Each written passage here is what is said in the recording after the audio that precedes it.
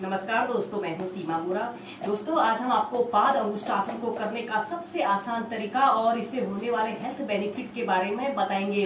दोस्तों, पाद अंगुष्ठासन एक बैलेंसिंग योगा पोज है। यह अभ्यास बच्चों के लिए, स्टूडेंट्स की एकाग्रता और मेमोरी पावर को बढ़ाने का सबसे बेस्ट अभ्यास है। इस अभ्यास के नियमित 5 से 10 मिनट प्रैक्टिस करने से हमें शारीरिक मानसिक लाभ तो मिलते ही है। इसके अलावा यह अभ्यास बौद्धिक विकास के लिए बहुत लाभकारी है। आइए देखते हैं कि पाद अंगुष्ठासन को सबसे आसान तरीके से कैसे प्रैक्टिस किया जाता है। दोस्तों, पाद अंगुष्ठासन को करने के लिए सबसे पहले आपने ऐसे ही कागासना की पोजीशन पर ऐसे बैठ जाना है। अपने दोनों हाथों को ऐसे घुटनों के ऊपर ऐसे रख लेते हैं। इस स्थिति में आपकी कमर गर्दन बिल्कुल सीधी रहे। इसके बाद आपने अपने दोनों पैरों को ऐसे आपस में मिला लेते हैं। अपने पैरों के बीच में थोड़ा सा गैप रख लेते हैं जिससे कि हमारी बॉडी का बैलेंस बना रहे। फिर इसके बाद आपने अपने शरीर का समस्त भार अपने पंजों पर ऐसे रखते हुए, शरीर का समस्त भार ऐसे पंजों पर रखते हुए पंजों के बल ऐसे बैठना है। एड़ियां ऊपर की तरफ रहेंगी। एड़ियों पर बैठना नहीं है, एड़ियों को हल्का सा टच करते हैं। इसके बाद आपने अपने दोनों हाथों को ऐसे घुटनों के ऊपर ऐसे रख लेते हैं और कमर गर्दन बिल्कुल सीधी रखते हुए एक आरामदायक अवधि के लिए 30 सेकंड 2 मिनट सबसे पहले आप ऐसे ही इसी पोजीशन पर रहें। इस अभ्यास को करने से हमारे पंजे, हमारे टखने, हमारे एड़ी, हमारे घुटने काफी मजबूत होते हैं।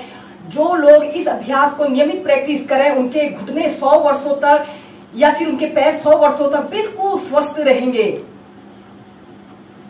फिर आप अपने दोनों हाथों को ऐसे प्रणाम मुद्रा बनाते हुए किसी एक वस्तु पर अपने ध्यान को केंद्रित करते हुए ऐसे ही इस अभ्यास को प्रैक्टिस कीजिए।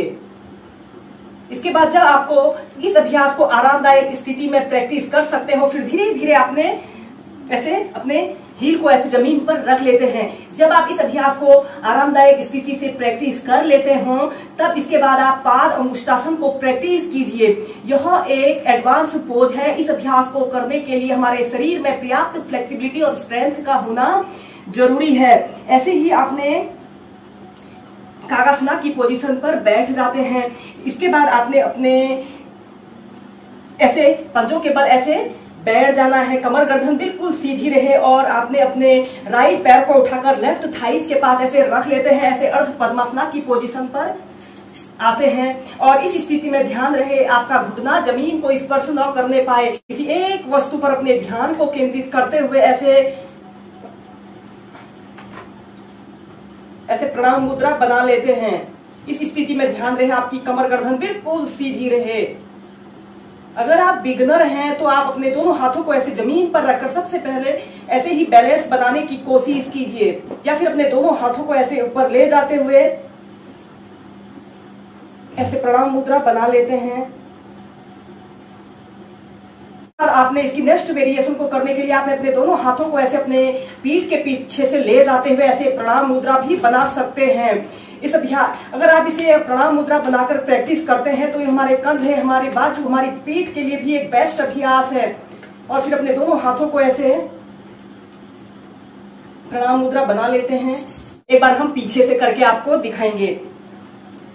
सबसे पहले ऐसे कागासना की पोजीशन पर बैठ जाते हैं और अपने शरीर का समस्त भार अपने पंजों पर ऐसे रखते हुए ऐसे अपने शरीर को ऐसे ऊपर की तरफ उठा लेते हैं। और इसके बाद आपने अर्ध पद्मासना को लगाना है। ऐसे अर्ध पद्मासना को लगाकर अपने ऐसे करते हुए अपने दोनों हाथों को पीठ के पीछे से ले जाते हुए ऐसे अपनी पीठ के पीछे से ले जाते हुए बिल्कुल सीधी करते हुए अपने दोनों हाथों को ऐसे प्रणाम मुद्रा बना लेते हैं। 30 सेकंड फिर 2 मिनट ऐसे ही होल्ड करके रखते हैं। Normal breathing. इस स्थिति में ध्यान रहे आपका घुटना जमीन को स्पर्श न करने पाए।